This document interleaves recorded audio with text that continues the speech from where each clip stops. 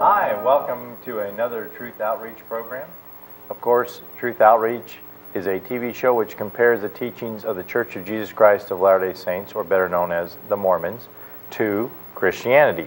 Now, in that comparison, we always use the good old standard for Christianity, which is the Bible, the Bible, basic instruction before leaving Earth.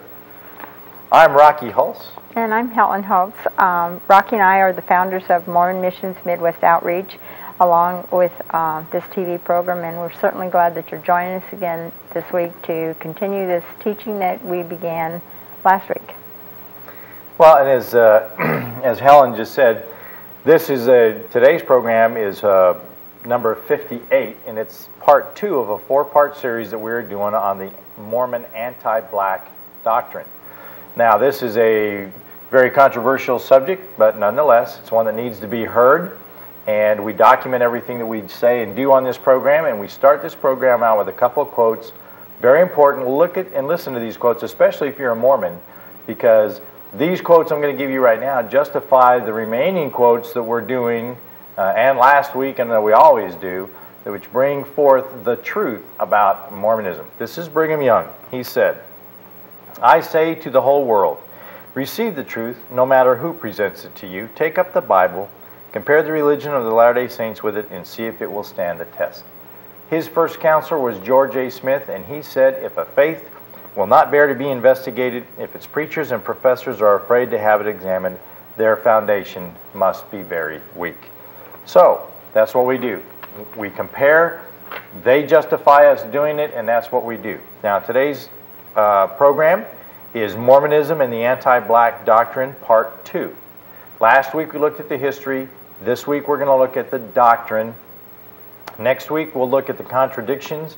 And then week 4 will be the denial. I'm going to repeat what I said last week, and that is that there will be parts of this series that are going to be quite inflammatory. In fact, downright derogatory towards anyone who's not white. And I'm going to use the term Negro very often in this series. I'm not using it to offend anyone. It's the term that's used in the majority of the quotes, and it was the vernacular of the day. Now, please don't get mad at Helen and I as the messengers here. We're just bringing forth this teaching to you. We're bringing the quotes to you. They're not our quotes. No. It's not our belief. It's not our teaching. It's the teaching of the Mormon Church.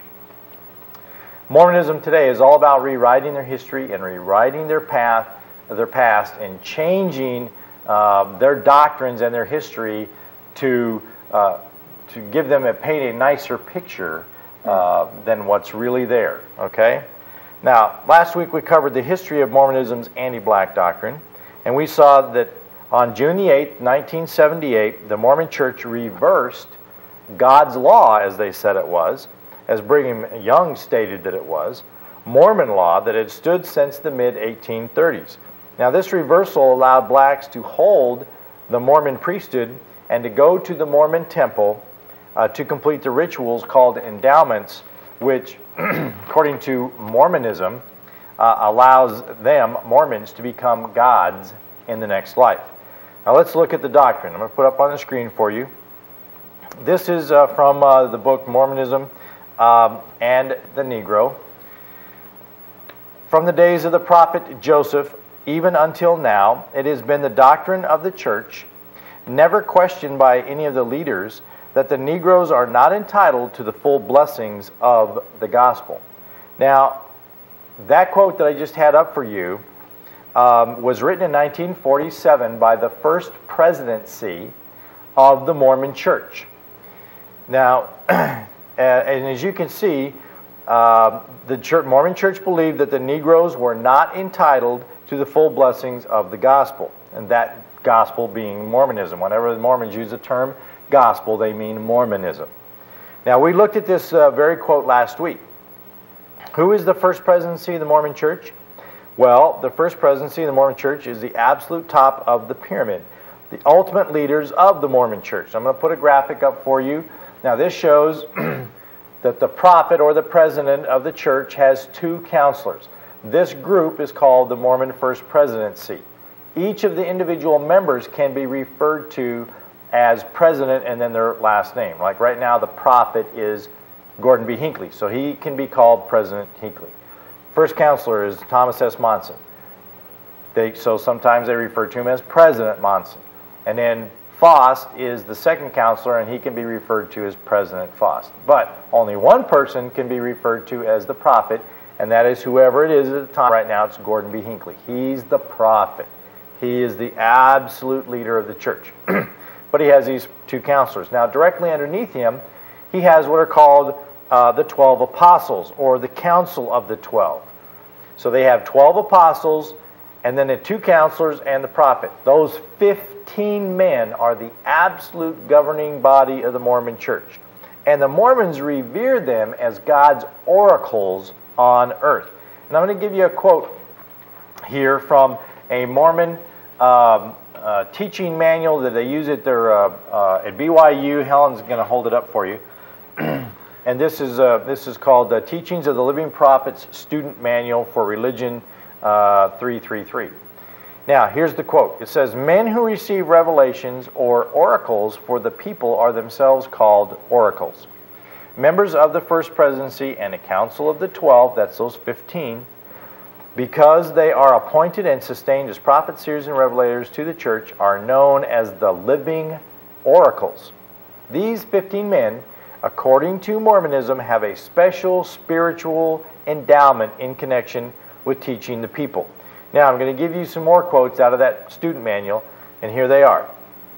"Although the church has many men who serve as general authorities, only the First Presidency and the members of the Quorum of the 12 Apostles are sustained as prophets, seers, and revelators." Now, that was on page 8. Now, I'm going to continue on to page 9. "It should be in mind that some of the general authorities have had assigned to them a special calling. They possess a spiritual gift. They are sustained as prophets, seers, and revelators, which gives them a special spiritual endowment in connection with their teaching the people." Now, this last line, I got all those underlines. Look at this sentence very closely. "They have the right, the power, and authority to declare the mind and will of God to His people." I wanted, very important to lay out for you this belief of Mormonism about these 15 men, because I'm going to be quoting them extensively. And it's paramount for you to understand when I quote them that the Mormons believe that they are absolute oracles of God on earth. Now, as we've already seen in the quotes from the First Presidency already, which clearly lays out that the doctrinal position that Negroes were not entitled to the full blessings of the gospel or Mormonism. Now, these doctrines have their roots in the Mormon unique teaching of man's pre-existence, or living prior to coming to this earth. Let's look at that Mormon unique belief. This is Brigham Young, the second Mormon prophet. I'm going to quote from him. He says, "There never was a time when man did not exist, and there never will be time when he will cease to exist. Eternity is without confines, and all things animate and inanimate have their existence in it. The priesthood of God that was given to the ancients and is given to men in the latter days, as co-equal in duration with eternity, is without beginning of days or end of life. It is unchangeable in its system of government and its gospel of salvation. It gives to gods and angels their supremacy and power, and offers wealth, influence, posterity, exaltations, power, glory, kingdoms, and thrones, ceaseless in their duration, to all who will accept them on the terms upon which they are offered." As you can see from this quote from Brigham Young, he brought forward some very, very strange teachings that are totally foreign to the Bible and, in fact, are anti-Christian. Number one, that man existed eternally. Number two, that the priesthood of God given to man in the latter days makes them co-equal with God. Number three, that the priesthood of Mormonism gives to gods and angels their supremacy and power. And number four, and to all who accept this Mormon priesthood, it offers them wealth, influence, posterity, exaltations, power, glory, kingdoms, and thrones. I mean, does that puff up the flesh or what? You know,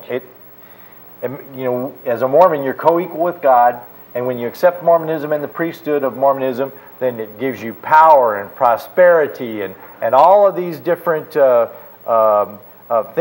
influence, exaltations, power, glory, kingdoms, and thrones.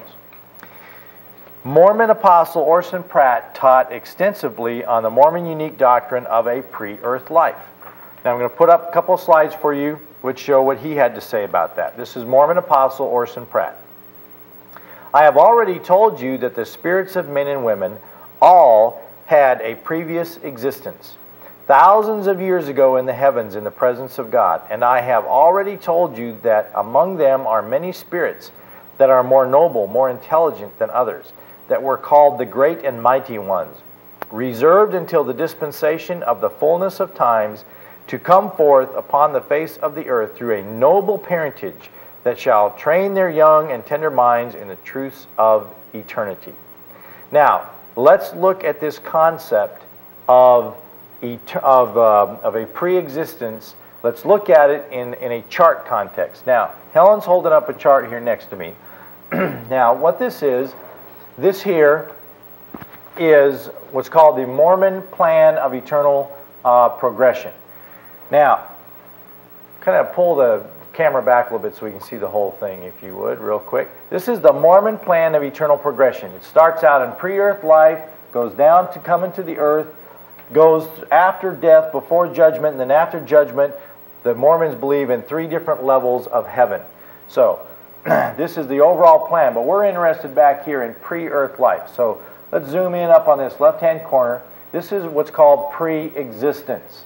The first estate, as the Mormons call it, first estate, pre-existence. Mormonism teaches that we all lived as intelligences and that we were eternal matter. We always existed. Anyone who ever was born on this earth existed as pure intelligence. And then, as you can see on the chart, it says spirit children born of God and wife or wives. Because Mormonism believes that God is up in heaven with his wives, and that through celestial sex, this intelligence was converted through a 9-month pregnancy of one of these wives into a spirit that was born in the spirit world. And that we all, everyone who ever lived on this earth, was born into the spirit world through this marital relationship between God and one of his wives. And so we were all born as spirits, we lived in the spirit world, and we progressed as far as we could in the spirit world. And then something needed to happen. So Mormon scripture says that there was a council of the gods in the spirit world got together, and that at this council of the gods, one of the gods stood up whose name was Lucifer, and Lucifer proposed to Elohim, who they say is the supreme God of this earth, that Lucifer proposed to Elohim that an earth be built and that all these spirits go down to earth to gain their second estate, a mortal body. And so all these spirits were going to be sent down to earth to get a mortal body, and then Lucifer would go down to earth and usher them through life, not allow them to sin, and then they would all return back to heaven to Father God, Elohim, and that he would not lose any of his children.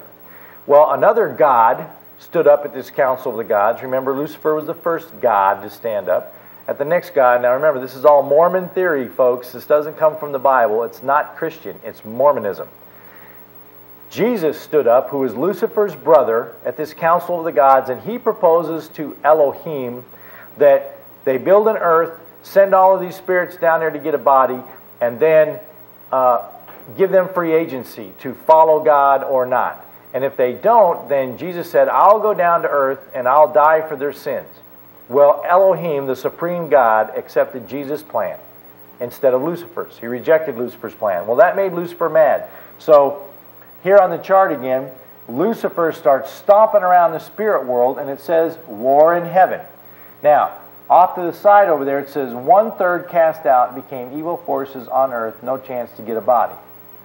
So Lucifer started stomping around heaven, bad-mouthing God, bad-mouthing Jesus, and there was a war in heaven. And 1/3 of all the spirit children born here followed Lucifer, and in the war in heaven they were kicked out. They came down to earth and became the demons, devil and the demons. Now, in this war in heaven, this is where Mormonism gets this whole concept of the races and its theory about that blacks were cursed because of the war in heaven. You can go ahead and put that chart down, Helen. I think we got out of what we needed. Mormonism teaches that in that war in heaven, that there were all the spirit children followed in varying degrees of being valiant. That if you were born white like me, a fifth-generation Mormon, that I was a valiant warrior in that war in heaven, in the pre-existence, and that I was right there on the side of Jesus, you know, fighting with him, and I was a valiant warrior, and so I merited being born white and being born into a Mormon home.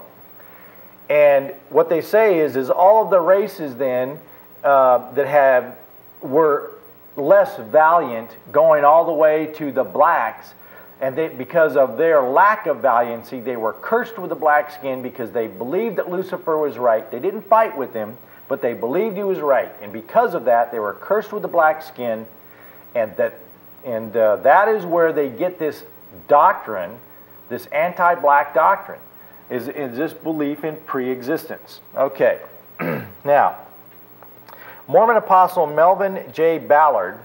Now remember, we've already talked about the fact that these Mormon apostles and prophets are God's very oracles on earth, and they have special authority given to them to teach Mormons the truth. Now, Apostle Ballard, in his book, The 3 Degrees of Glory, taught this grossly prejudicial statement based upon the Mormon unique doctrine of preexistence. I'm going to put it up for you now. This is very, very prejudicial, but it comes from this Mormon teaching of preexistence. Here it is. Now, my brothers and sisters, I would like you to understand that long before we were born into this earth, we were tested and tried in our preexistence. And the fact that of the thousands of children born today, a certain portion of them went to the Hottentots of the South Seas. Thousands went to Chinese mothers, thousands to Negro mothers, thousands to beautiful white Latter-day Saint mothers. Why this difference? You cannot tell me that the entire group was just destined, marked to go where they did, that they were men and women of equal worthiness. There are no infant spirits born. They had a being before they come into this life. They appear in infant bodies, but they were tested, proven souls. Therefore, I say to you that long before we came into this life, all groups and races of men existed as they exist today. Like attracts to like. Why is it that in this church we do not grant the priesthood to the Negroes? It is alleged that the prophet Joseph Smith, and I have no reason to dispute it, that it is because of some act committed by them before they came into this life.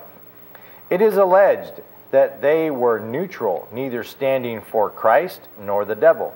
But I am convinced it is because of some things they did before they came into this life, that they have been denied the privilege. The races of today are very largely reaping the consequences of a previous life. Oh my.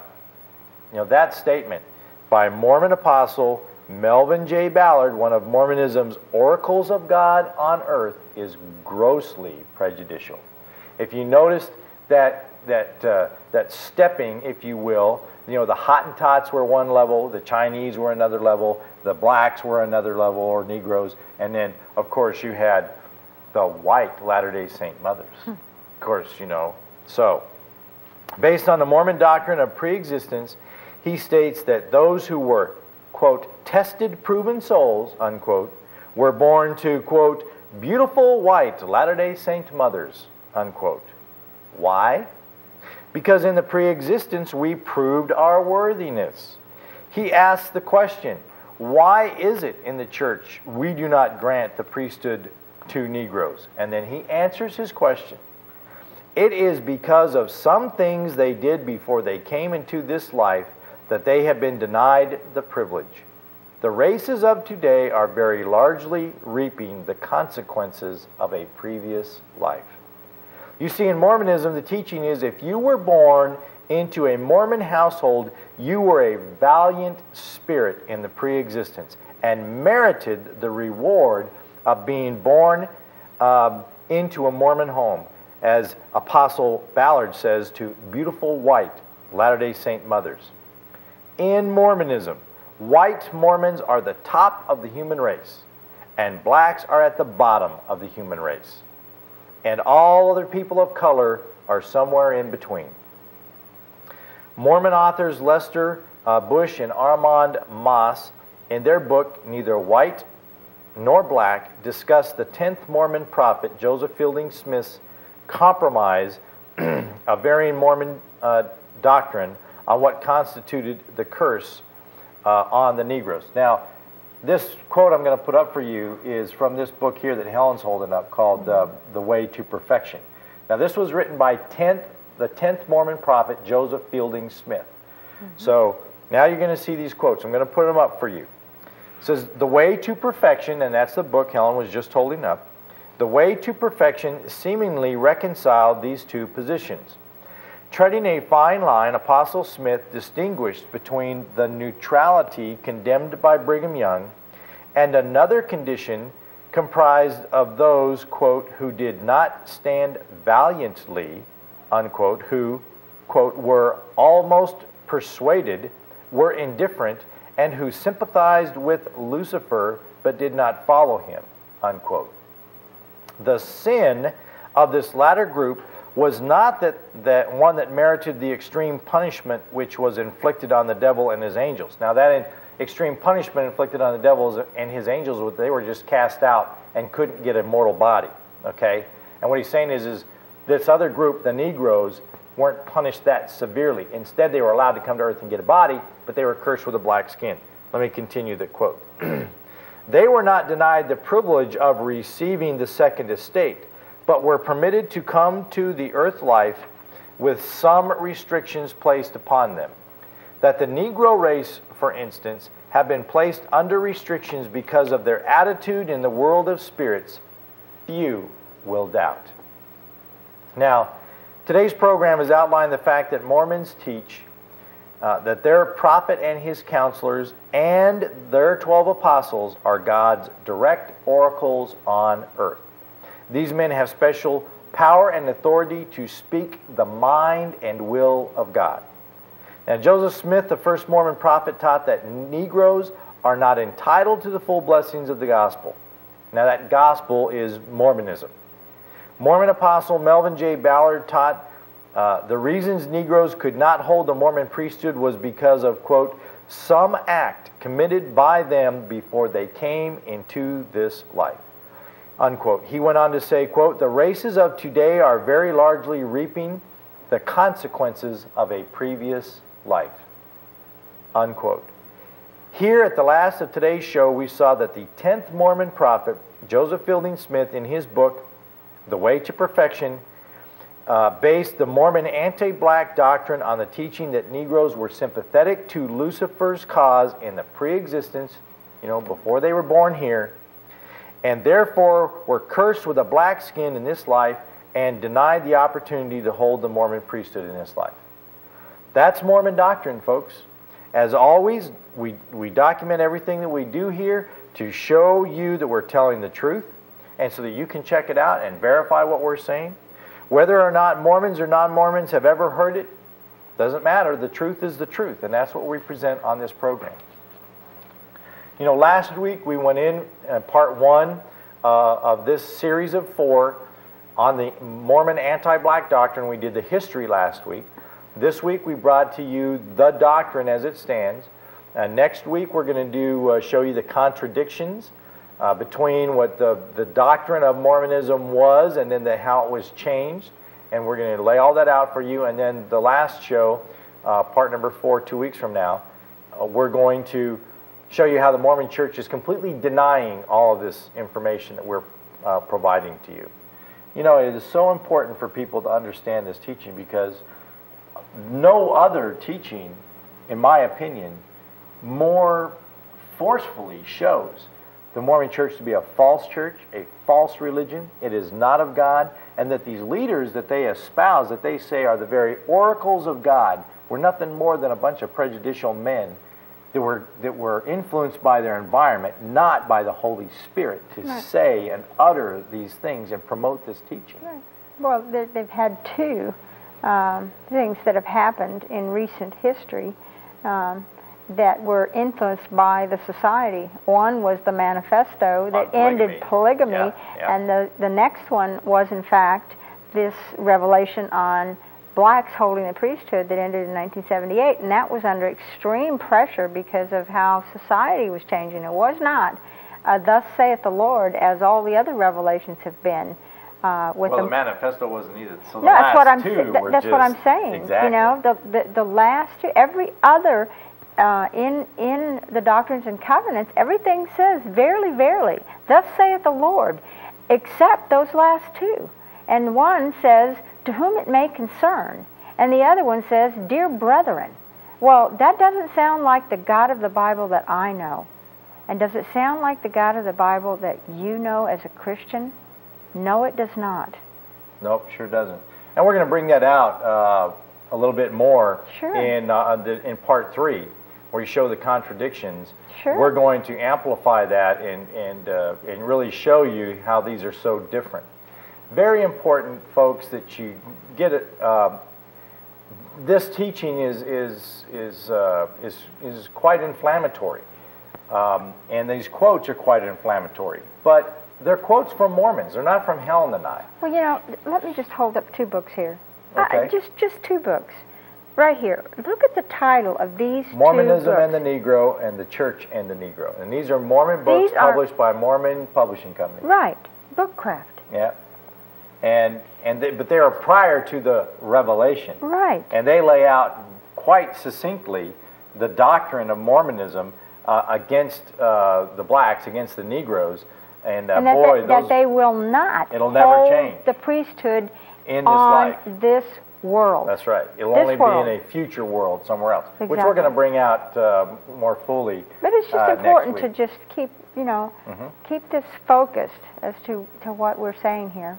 This is a lot to consume. Oh, it is. This is a controversial teaching, but it's very important because it shows the falsehood of Mormonism and that it is not God's truth. The Bible is God's truth.